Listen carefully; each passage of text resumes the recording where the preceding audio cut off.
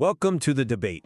We are diving into what really feels like the final word on one of the biggest what-ifs in modern basketball, the revelation that the Golden State Warriors' pursuit of Giannis Antetokounmpo is, well, unequivocally off the table. And this isn't just another rumor dying down. It really forces us to re-examine how a team in its championship window has to think about risk. Yeah, and the sources on this, specifically citing the Warriors' own core players expressing no optimism, that makes it so much more significant. It's not a front office leak. It forces us to confront the sheer power of player agency in today's league. For a franchise like the Warriors, this is a very sobering dose of reality. Absolutely. Which brings us to our central question for today. Does the explicit lack of interest from a superstar like Giannis, a player who holds all the contractual leverage, does that make any championship or bust trade by a team like the Warriors an act of, unrecoverable organizational self-sabotage? My position is that the evidence, it just overwhelmingly confirms that it is. Chasing a non-committal star in this environment is, frankly, a reckless disregard for the long-term health of your franchise. The cost is now so astronomical that it's just prohibitive. And I see it from the opposite side. That despite all those risks, and they are very real, the allure of true, unparalleled dominance and the urgent need to keep that title window open, it necessitates these kinds of gambles. The reward, that championship banner, it justifies the cost. Right. Let's lay out those views. Okay, so for a dynasty that's, in its later stages, the pursuit of glory sometimes has to override long-term stability. The ultimate fantasy for Warriors fans was always Giannis joining Steph, Clay, and Draymond. That's not just a super team. That would have been a historically significant force, completely redefining dominance. And, the idea wasn't crazy. It was fueled by Giannis's own past admiration for Curry. It was a compelling thought experiment, I'll give you that. And it's that ambition that's so crucial. It keeps the franchise's identity intact. When you've achieved what the Warriors have, just standing pat while a generational talent might be available, even if he's non-committal, it feels like surrender. You have to be willing to swing for the fences, and the pursuit itself, even a failed one, it sends a message that you are committed to winning.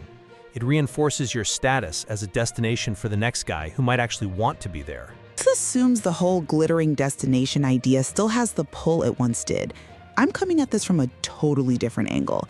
Giannis's preferences dictate the entire market now, not the Warriors' past championships. The report that key players have no faint glimmer of hope just confirms it. The Warriors are not a chosen destination, and it doesn't matter how great their culture is. And we have to look at the cautionary tale here, the benchmark for this exact trade, Toronto trading for Kawhi Leonard in 2018. Yes, they won a title, of course, but Leonard, true to his word, walked away the very next year.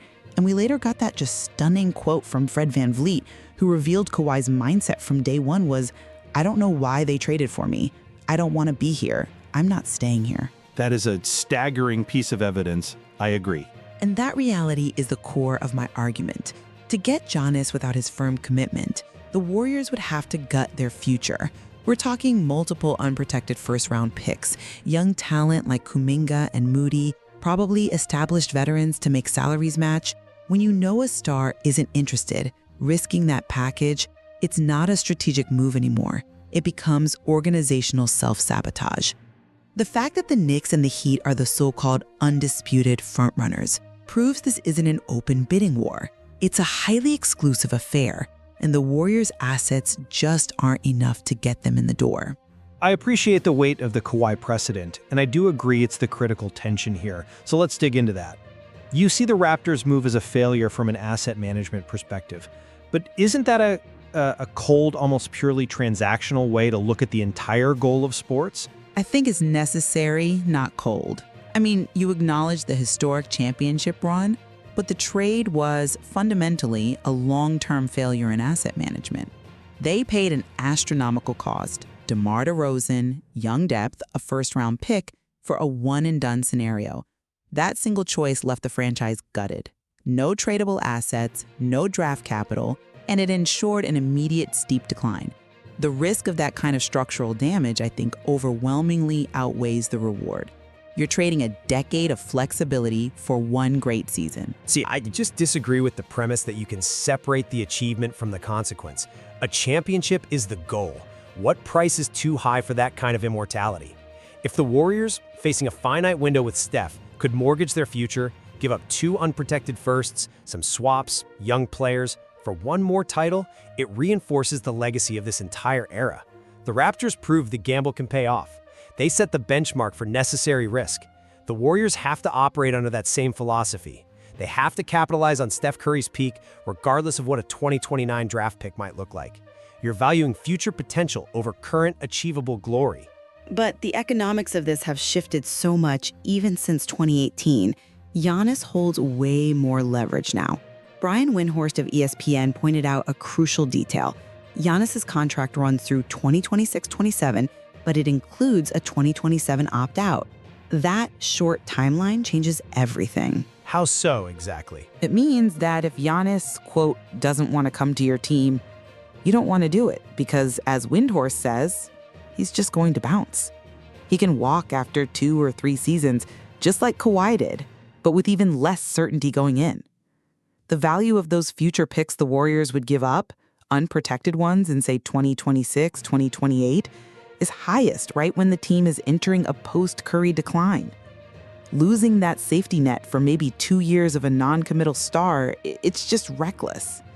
You risk becoming the next Houston Rockets from the early 2020s, stripped clean of assets and just paralyzed. The leverage is too great. The structural risk is definitely a strong counterpoint, I'll grant you that. But let's shift to the dynamic between player agency and a team's appeal. It is a bitter pill to swallow that Giannis's admiration for Curry doesn't translate into an actual desire to play with him. It's the cold hard truth of it. But do we have to accept that a player's preference is always set in stone?